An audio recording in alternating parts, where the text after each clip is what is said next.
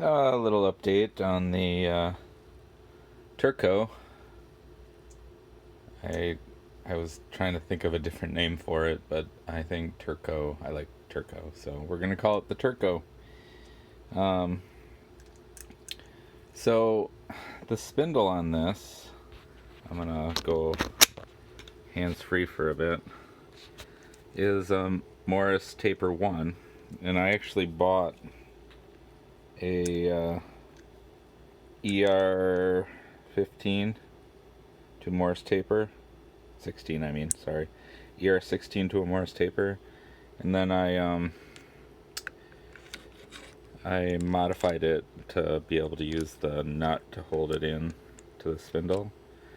But as I look at this, and some of the options for this was a chuck that actually references this surface here and then this edge here.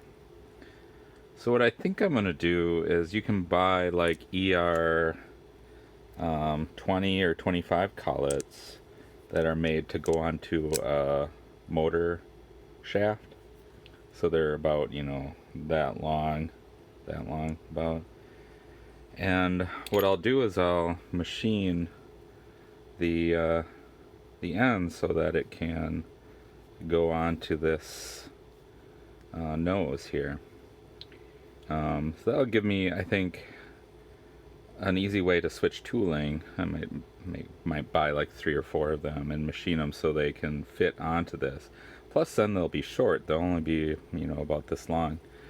And we'll see how that goes. This is a 20 by 1.5 millimeter thread, and this is 20, and then this is like 25, this outer diameter.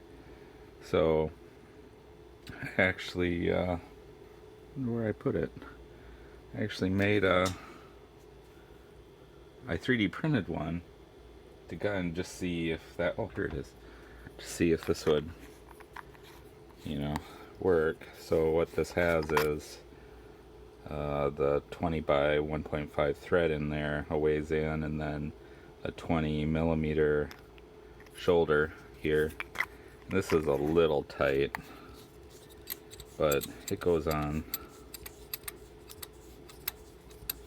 And so that should be a really good reference point, because I actually indicated this with my cheap little indicator. And there is like way less than a thousandth, like a line width probably of run out of the actual spindle nose. So that's what I think I might do, is buy a few of those ER2 that are made to go onto a shaft and machine the inside of them out to be able to just screw them onto this and see how that goes. And we'll see. Also, I was starting to make a encoder, a jog wheel, like a pendant, and goofing around with it, I actually added a second printer port, and I was using that as input. And then it dawned on me that I have one of these things. Well, I have a couple of these things, and this will work just fine for this machine, I think. It's a little weird because I'm used to the encoders being hooked directly into motion within Linux CNC. This thing's USB, it's wireless. It seems to pull at around 100 milliseconds, so 10 times a second it pulls the info from this jog pendant, and it's fine. I mean, it'll work for what I want. So I have it set for 20 thousandths per step, and after tweaking some of the settings within the HAL, it's good. If I change this back to 1,000th, you can hear it going back and forth. It'll work good for like setting tool lengths and stuff like that. You can switch it to Y. You know, it works good. I mean, this is not a huge industrial machine.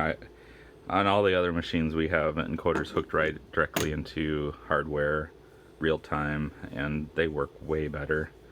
But for this, I think I can get by with the USB version. So I think that's all I have. I'll maybe post more. I don't know if I said. So what I did was I machined this. So this is the collet holder that came with it. Actually, I have one collet, which is a 1/4 inch. And so what I did was I machined this ER16 collet down so that it would accept this. Oh, I dropped it again. It would accept this keeper and this nut. But like I say, I think I'd have better luck buying some ER cullets that I could machine to actually just screw onto this spindle, and it would give me a lot more flexibility. But if all else fails, if I can't do that, I'll just make some more of these, which would be fine too, and go from there. So I hope that makes sense. If you guys have any questions about this, I guess let me know, and if you have any questions about the Terco, which is pretty cool. I actually used it to mill the flats on this to accept the wrench here. So I do this here, 3/4 inch. So that works pretty good. It was a little bit of a stretch for this poor little machine, but it actually machined this with where did I put it? 1/4 inch end mill. Maybe I'll post that at the end of this. And I mean, it's surprising. The machine's surprisingly rigid, considering how small it is and how it's built. But the other thing I'd like to do is add the spindle encoder to the spindle so I can have feedback, RPM and such. So I don't know if I'd do much rigid tapping on this, but you know, I might do some like non-circular boring or something like that. So anyway, I think I'll stop it there. Talk to you guys later.